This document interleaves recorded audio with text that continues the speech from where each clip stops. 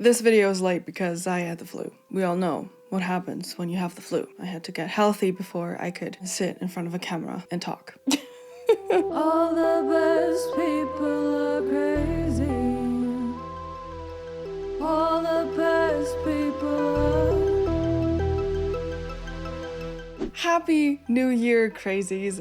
I'm Jessie and welcome back to my YouTube channel. As someone who has worked in post-production as a conforming artist, I can tell you a lot about how movies are made and what to notice while watching them. So, how are we feeling, chat?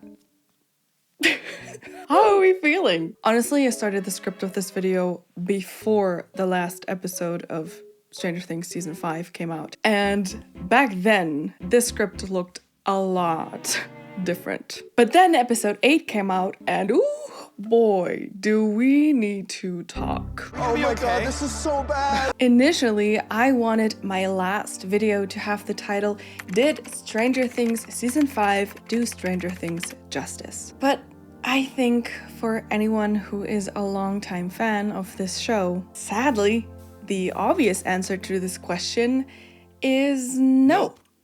It did not, even in the slightest. Let's talk about why.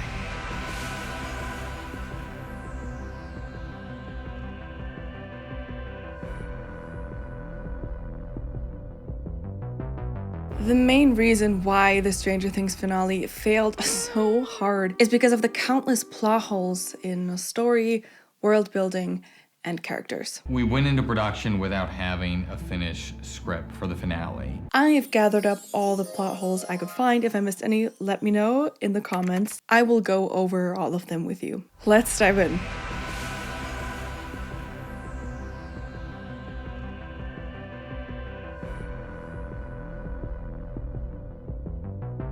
First off, they did not completely fail.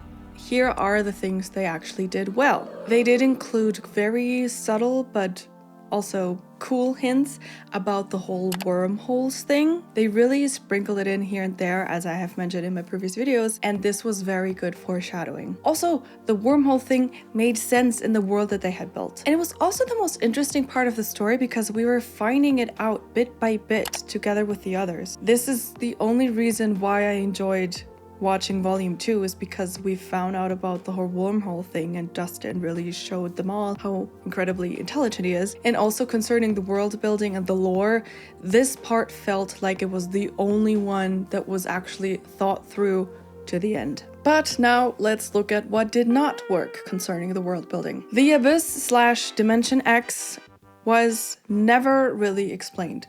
What is this place? What is this dimension? Where does it come from? Why are the Demogorgons there? All the monsters? What's the Mind Flayer doing there? All of that never explained, just presented as, well, that's just, it's just because. When you ask your math teacher, why do we have to do this formula like this? Why does it work like this? They always answered with, because. That's so funny! Also, how was Elle able to banish Henry there? We saw in the flashbacks in season 4, she opened a portal not to the Upside Down, but it was actually the Abyss where Henry landed. But then she never could open the gate to that place again. Like, they had to go to the Upside Down and walk up that tower and then slip through the ceiling to the other dimension. Like, Elle should be able to open the gate again, no? What changed that from that point on the only gate she could open was to the Upside Down?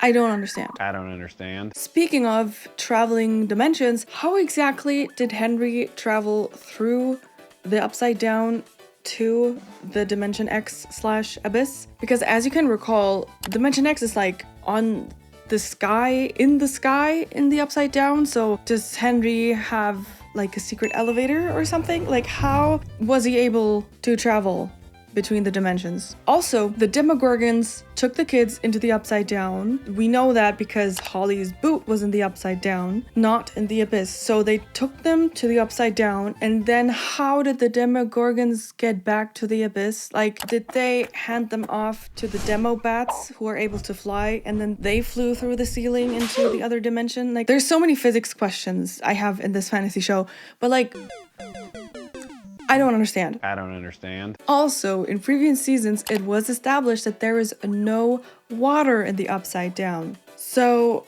riddle me this, how was there water in the tank in the lab in the Upside Down for Elle to splash in? Also established is that the air in the Upside Down is incredibly toxic and dangerous to breathe. They had to go into the Upside Down with hazmat suits on.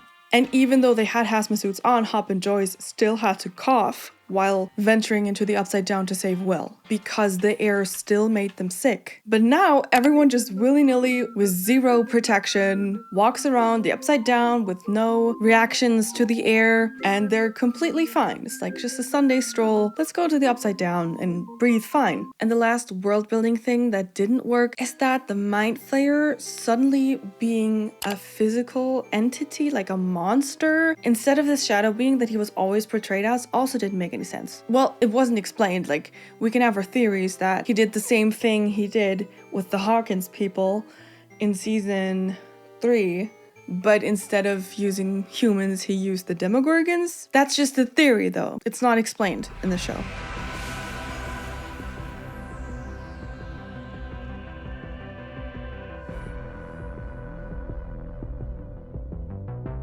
First things first, what was the point of the military? It was the most useless in this season and had literally no point. They wasted Sarah Connor on a nothing character. Also, Vecna went from being such a good villain to being a complete letdown. He was so cunning and patient and charming. The way he manipulated all of the children into gaslighting Holly was incredibly conniving and brilliant. But then, during the final battle, he was so easily defeated. He was impaled on a tooth, but as we know from season 4, he can just heal himself super quickly, like he just closes his wounds up. So as if this is what kills him. Come on. Will should have used his bone cracking thing so he can't use his limbs anymore and not attack anymore. And then Joyce can be badass and chop his head off. I loved the drop of that F-bomb, by the way. Fucked with the wrong family. That was a good placement. But we did not need a flashback of all the past seasons while she was ending him. You know, it would have been so much greater if the camera just had stayed on her face and focused on her emotions. And then in the audio and the sound design, you only hear her chopping and him struggling to breathe. It would have been so great if they had done it like in Mentalist. Spoiler warning. Skip like 15 seconds if you don't want to know this. In Mentalist, all the focus is on the victim finally getting their revenge on the person who took everything from them. No flashbacks needed. Just the emotion on the face of the one finally getting their vindication. Now, that would have been great. Admittedly, Will's character development, in my opinion, was the best, at least in the first 4 episodes. I really loved him and Robin together. We also learned a lot more about her as well in her interactions with Will, which I thought was beautiful. In the first 4 episodes, Will stepped into who he was becoming for 5 seasons and had easily become my favorite character. And it really felt like the focus of the show was very heavily on Mike before in the past seasons, but in volume 1 of season 5, it had shifted over to Will, which I thought was interesting and uncommon for such a long running show to do. But then in volume 2, he was sidelined again. Like, they built him up to have these awesome powers and then he barely used them. Even in the final battle, there were no monsters there for him to control, so he was just useless. And speaking of, how exactly did Will get his powers? I mean, we had some theories, I had my own, but they didn't really explain it that well. And are his powers gone now that Vecna and the Mind Flayer are dead? And now, most importantly, we have to talk about Will's coming out scene. The saddest part here is that Will felt forced to come out because he was afraid Vecna would use his fear and shame about him being gay against him. You don't give me what I want, I will release proof that you are a homosexual. I came out 30 years ago. You're impossible. That is the worst reason to come out and rightfully enrage the queer community. Also, it was so random and in front of everyone. Literally public service announcement. Like, it could have very well been done in a much more elegant way. Like, for example, just in front of his closest friends and family in a quiet moment. Because, like, why was Murray there? Why was 8 there? Like, no, just no. And the thing that angers me the most is Vecna did not even care that Will is gay. He never mentioned anything to him in any of his confrontations with Will. And he didn't even attempt to use it against him once. So what was even the point if we couldn't have that, haha, you can't use this against me moment? I will release proof that you are bisexual. Already came out. Oh, come on. You can't blackmail anyone anymore. Vecna didn't give a rat's ass about Will's sexuality, and it feels like neither did the writers. Because who was that cute boy in the epilogue? You couldn't even give him a proper boyfriend? Like, yeah, okay, Byler didn't happen, blah, blah, blah, we're all crying in our closet. But come on, at least give us something. You knew of the huge Byler stands. Byler. And then we get nothing? Oh my god. I hope you're hungry. For nothing. Moving on to Steve, because he was the absolute worst this season. He spent almost the entire season being a complete and utter asshole. Douchebag, insert whatever insult you want here. And then when he went completely over the line with Dustin, he finally apologized for his behavior. But that did not negate his entire attitude over the past 7 episodes. The apology felt half-hearted and more out of guilt than a true change of heart. They removed any depth Steve had acquired over the past seasons and made him into a shallow douchebag again, worse than in season 1. Why? Tell me why. Steve, get out of my hair, Harrington. Like, ugh. Speaking of Dustin, I was a bit sad that we did not get to see more of how Dustin handles grieving Eddie. There was such a big focus on his grief in the beginning, and then it just got sidelined. Until that short moment of him and Steve where he had his freak out, his grief was never mentioned again. Yes, his graduation speech is a reference to what Eddie said, what he was going to do when he graduates. So maybe that was supposed to be how he found closure in the end with losing Eddie and grieving him and accepting that he's gone. But still, we got to see none of how he got there because of that 18-month time jump. Eleven and Hopper's relationship is something that I really missed in season 4, and I was so happy to have that back. I actually really liked their entire relationship development, what they did with them. I was a bit annoyed though that both of them had this martyr moment where they both thought, I have to sacrifice myself, but I won't tell the person I love because they don't understand. Especially Elle, when she was mad at Hopper for not telling her and then thought she had to do the exact same thing and not tell him. Like, girl, you can't do that. But I am really glad,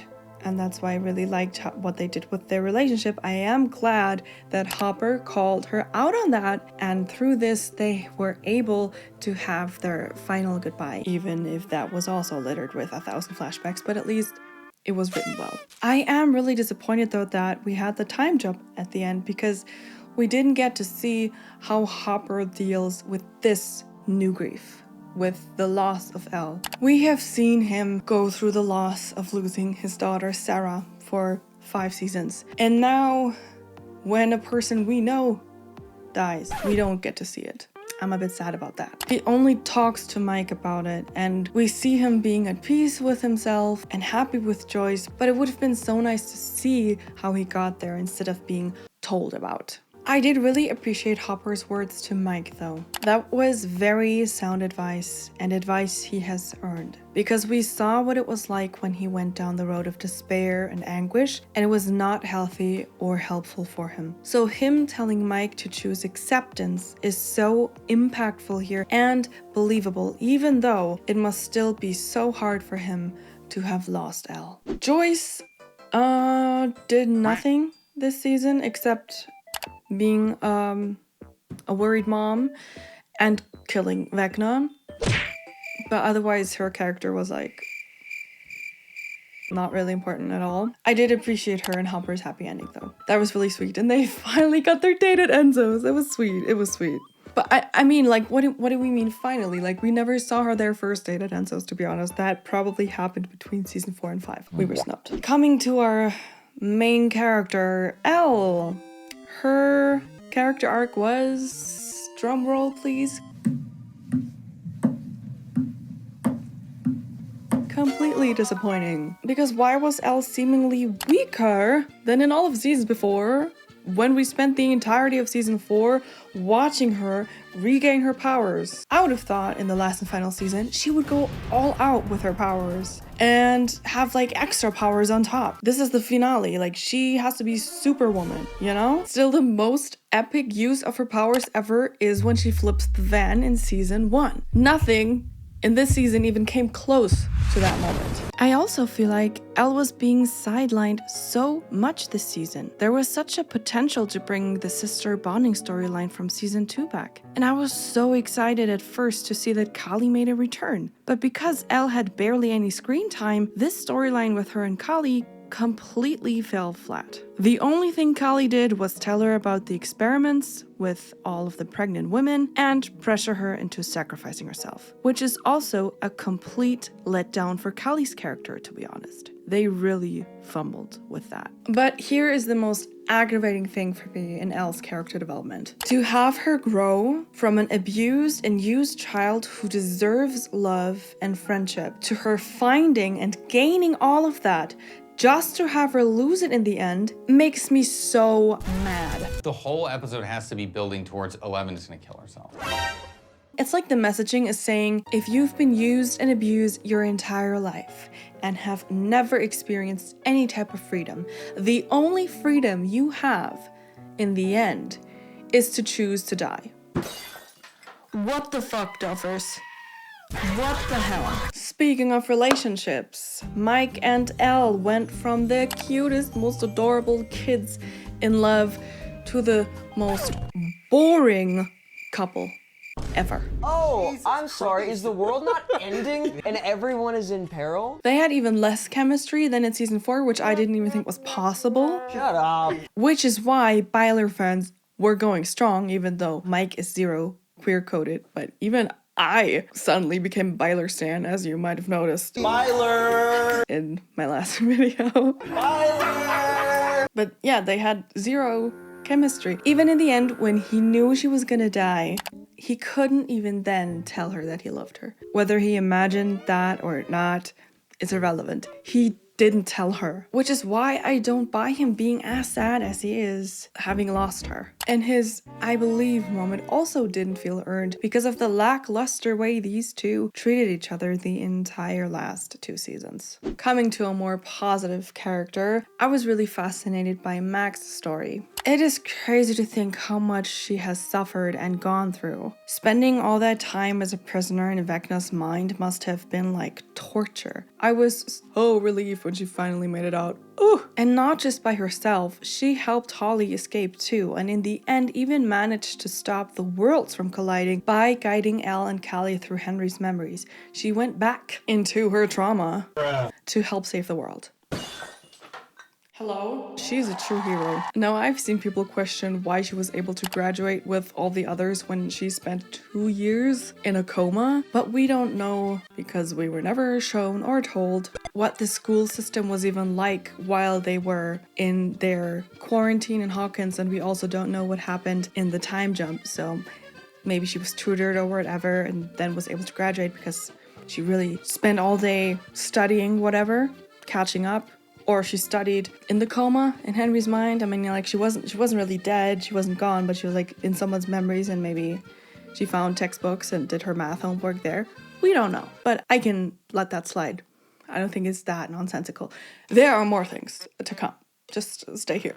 Stay put. I do appreciate that her and Lucas end up back together again. I did mention in my predictions video that I said that they are better off as friends, was my theory, but they have earned it now. I think after everything they've gone through together and him literally being the one to help pull her back. Like she said in the end, it wasn't the music that helped her escape, but Lucas. So come on. The only thing that I am really upset by is that Max and Elle gave like 0 shits about each other when they're supposed to be like best friends. There was no single moment for them to reconnect at all. No tearful reunion, no deep talk, no exchange about how was it in the mind, what were you up to, Elle, in that time when I was gone. Nothing. And they're supposed to be besties. It's like their relationship didn't matter anymore. It's also still a mystery how she survived Vecna's attack in season 4 because she was, by the Duffers, officially confirmed as brain dead. So what exactly brought her back? She only says, I heard something call to me, like I was gone, but I heard something call to me and then I was back in Vecna's mind. But how, who, what? We can theorize again, be like, maybe that was Vecna or Al saved her. But still, we don't know because they didn't tell us. We also never found out what Max wrote in her letters from season 4. Did they read them between seasons again, off screen? Like Lucas could have been in the hospital with the letter, reading it out loud to her, and then there might have been a line that touched him or connected him with her, and then when she woke up, he could have referenced that and they could have had like a sweet moment there, but no.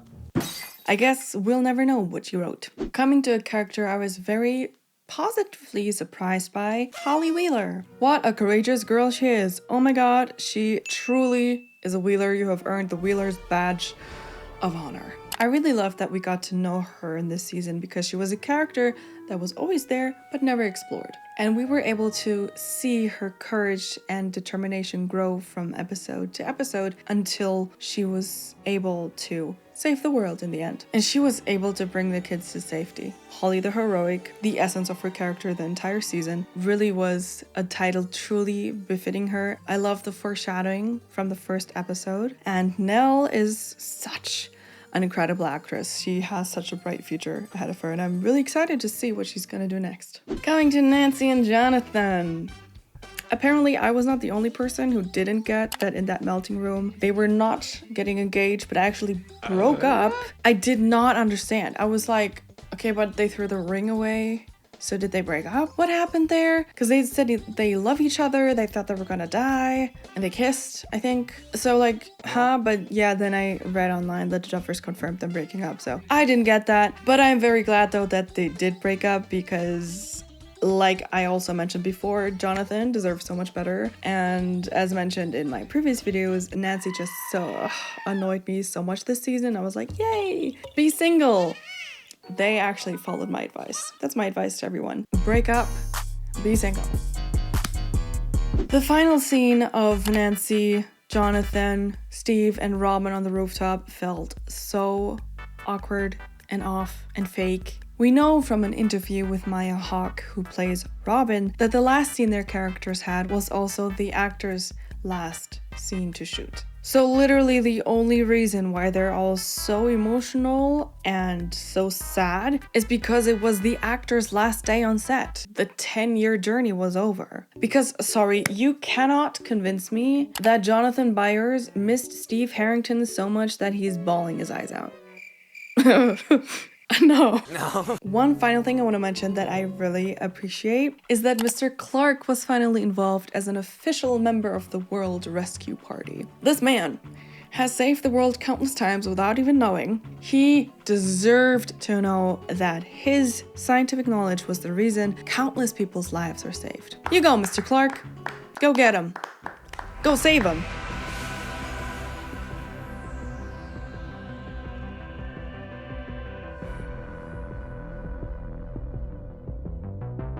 Now for all the plot holes I made a list. If I missed anything again, just let me know in the comments and we can add it to the list. Yay! But here's the general question marks that we are all left with. Why was Will taken into the Upside Down, not the Abyss in season 1? And why was he targeted in the first place? What was the point of all of this and Vecna's overall plan? Or more like, what was the Mind Flayer's overall plan? Merge dimensions? Okay, but what did the kids or Will have to do with that? Also, why did they need 12 kids exactly? If Will is proven to have been used as a spy for Vecna, why is he involved in all the plans detail by detail they had to take down Vecna? Why did Will not die when the Mind Flayer and Vecna were destroyed? If he was established of being part of the hive mind and always used to feel when somebody in the hive mind was hurt? Why is the Abyss a literal desert when He likes it cold. Why did the Mind Flayer just leave the kids' bodies after they were rescued? As we can recall, they really had to sweat that out of Will. Or is it because they're in a desert and he actually really does like it cold, and so the Mind Flayer was like, oh my god, That's like right here. I have to get out. Where were all the monsters in the final battle and the entire abyss? Like, why is it empty when this is literally their home dimension? If Vecna wasn't captured between season 4 and season 5, how the heck did he allow the military to build their base in the Upside Down and run their experiments? Also, why is the military even down there when their experiments don't really have anything to do with the Upside Down, but with Elle and Callie's blood? You don't need to do that in the Upside Down. Why was the kryptonite never used on Vecna? If it works on the other numbers, you would assume that it would also be very effective on him, no? Also in the second season, we find out that Elle's mom was part of an experiment where they drugged her and put her in tanks to practice telepathic abilities. But they didn't know that she was pregnant at the time. She didn't know she was pregnant at the time. And that those experiments gave Elle her powers. Now in season 5, Callie tells us they knew she was pregnant and gave her Henry's blood, which gave Elle her powers. So which is it? And also, who's Elle's biological father? Even if Callie survived the gunshot wound, the Upside Down started tearing itself up right at the lab where she was. So she would have been ripped apart much sooner before the entire destruction would have reached Elle at the gate. So I don't believe that she is alive. I believe. Oh, Debbie dead. Debbie real dead. Next, why did Max not react to Hop being alive? Last she knew he's dead. Why can't Derek run fast if it's all in their mind? Max can also run and she's literally in a coma and can't walk. That's just fat phobia. Are Derek's parents still locked up in the barn? How did they escape the military in the end and did not get arrested for literal war crimes they committed? Or avoid consequences for kidnapping Derek's entire family? Why are the only bullets that land from Nancy's gun? And anytime the military shoots something, they never do any damage? Who unlocked the door to the buyer's house in season 1? They said that would be answered in the finale and it wasn't. Are Susie and Dustin still together or what happened there? Did she die? Did she fly to space? Because I wouldn't put it past her. Are Robin and Vicky still together? Where is Argyle in the final reunion scene? Like, I understand why he's not there during the season. Hawkins is kind of in quarantine, but he should have been there in the end. Where is Max's mom during this entire season? She doesn't visit her daughter once. And when Max wakes up, they don't call her? Like, hello? I think she would want to know her daughter's awake. Also, where is Owen and his entire crew? Like, weren't they FBI or something? Where are they? What's up with the paranoid man in the cave that Henry kills? First off, where did he find Mind Flayer matter? It's not really explained. And second off, why would he not properly lock that super highly dangerous weapon? And finally, why November 6th? It was never explained why the Upside Down was stuck on that day. I really thought that they were going somewhere with this, but apparently it's just another thing they forgot.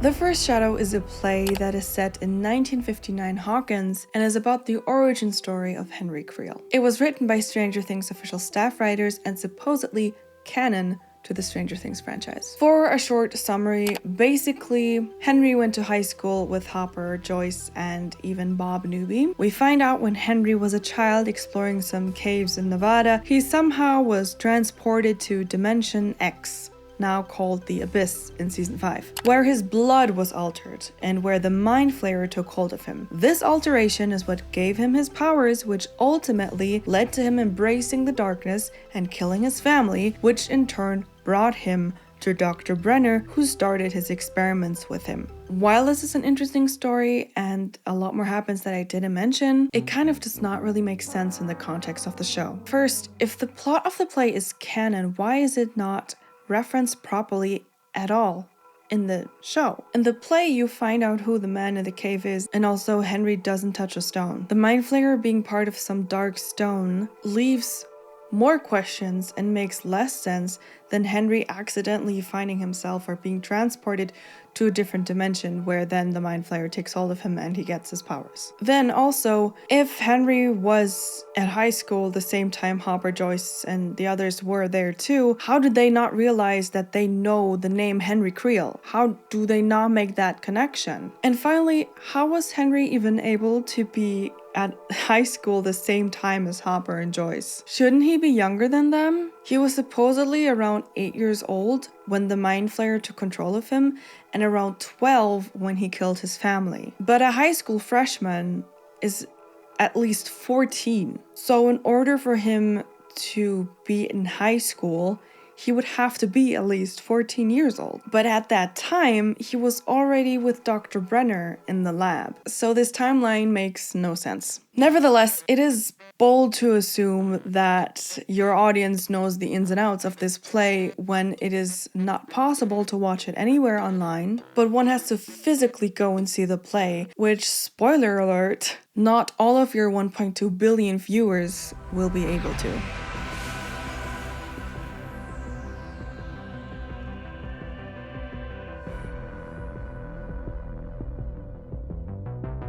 One of the main things that made the finale worse, and not just the finale, but just the entire season, is all the interviews the Duffer brothers gave after the finale was released. They debunked their own ending, deconfirmed, then reconfirmed things. When asked pointed questions, they answered with, "I guess." Like, guys, this is your show. You came up with it. And then when receiving backlash from their seemingly clueless answers, they just said to cut them some slack because they had the flu. Bro.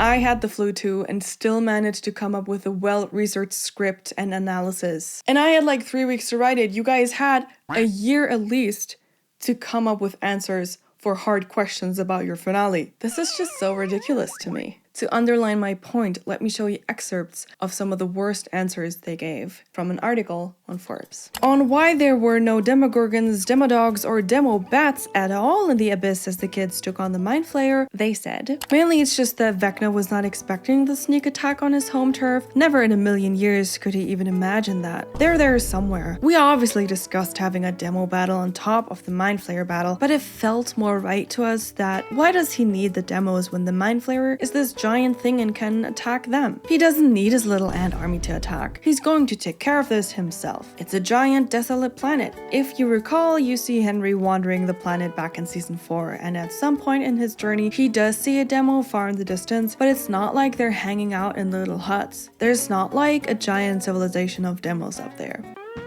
His little ant army? Dude! Then why even have control of the monsters if you're not gonna use them as defense? And to your advantage until the very end, when your plan has come to fruition. Also, as if Vecna would not expect a sneak attack from that team, may I remind you about the ending you wrote in season 4. So, how did they defeat Vecna then? I'll give you some time to think. Correct, yes! Through a damn sneak attack on his home turf.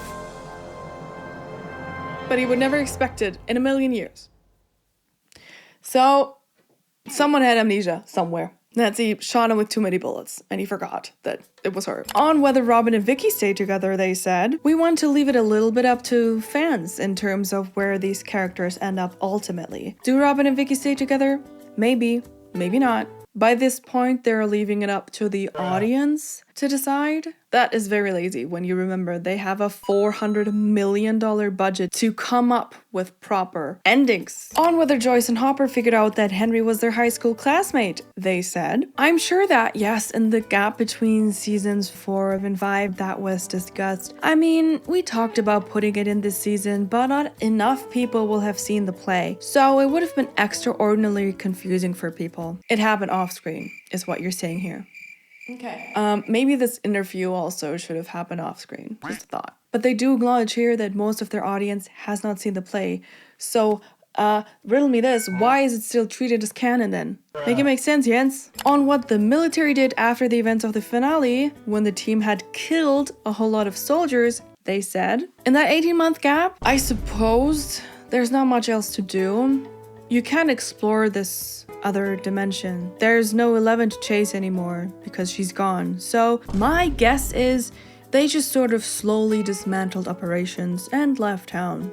You suppose?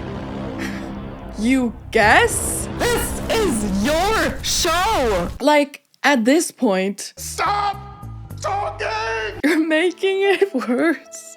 You're making everything so much worse. There's a lot more things they answered poorly. I will spare you the details. You can find them probably if you want to on the interwebs. But as you can see, it's almost like these guys don't have a clue and know nothing about their own show. I don't know what it's like for them, but when I write something, I don't forget about it. I don't forget what it's about. I don't forget major plot points that I came up with. I never shared this, but I created my own fantasy world when I was like 11. And to this day, I can cite the exact magic system and the rules and regulations of that world to you as if it was yesterday. And the Duffers have lived in this world of Hawkins and the Upside Down for over 10 years. It's not too far-fetched to expect that they would be on top of everything, right? There are many theories out there on why these guys seem so clueless, which I can neither confirm or deny. In my personal opinion, these two got a bit over their heads trying to be Renaissance men.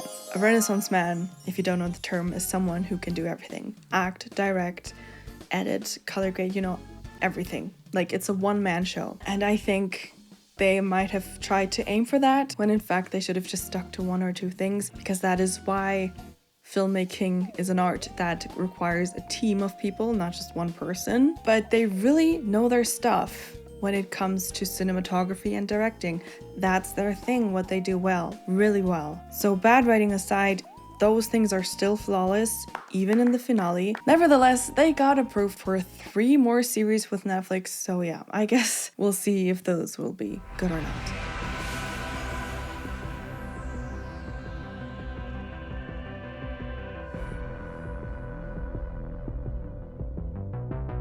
Let's be real. Will's coming out scene was longer than the final battle. This was a build-up of 5 seasons and 10 years. And it was less epic than Hop fighting the Demogorgon in season 4. There were no stakes. Nobody was really in danger and nobody died. And then the final demise of Vecna was just riddled with flashbacks, and then it was over. And there are so many flashbacks in the last episode.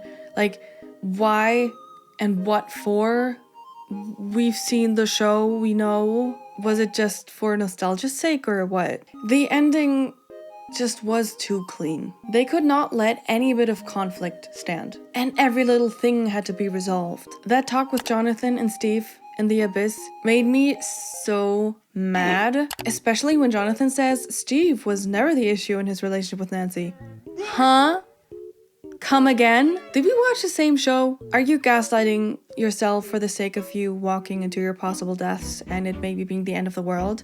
Or why are you saying something so completely opposite from the truth, Jonathan? Steve was one major thing why you and Nancy are no longer a couple. Just look back. I've analyzed this plenty. Also, everyone is still alive. Like, you couldn't even kill Ted or Murray, or just let Steve fall down that tower, because they made damn well sure that we all hated Steve in this season, and nobody would have cared or have been sad if he died. No one died, not even Elle, truly. It's ambiguous. 11 is gonna kill herself. This ending feels generic. It's an ending, sure, but it was so uncreative. In my predictions and theories video, I predicted that the ending would be bittersweet with the death of at least one of the main characters. Giving Elle an ambiguous ending made it feel like they didn't even try and make it bittersweet. They played it safe, which is so unlike how this show used to be.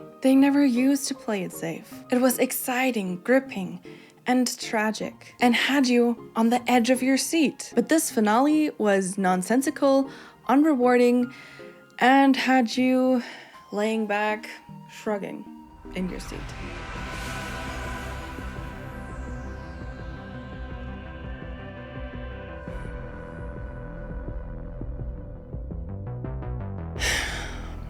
I'm so sad and disappointed. Volume 1 was so good. Truly, like, I enjoyed it so much, which you can clearly tell by my previous videos. But then in Volume 2, things started going downhill, and stop making sense in the finale. I think the main reason why this ending for me and so many longtime fans is so disappointing is that while the story was still going on and was being written and things were still unclear and still unfolding, we were kept guessing. There are hundreds of fan theories out there and storylines, plot twists, possible endings that kept the fandom going. It's like we had our own little Stranger Things Pandora's box. We guessed, theorized, and hoped. But then in the end, when we finally opened it, instead of finding treasure and meaning, we found a few good coins and a puff of air.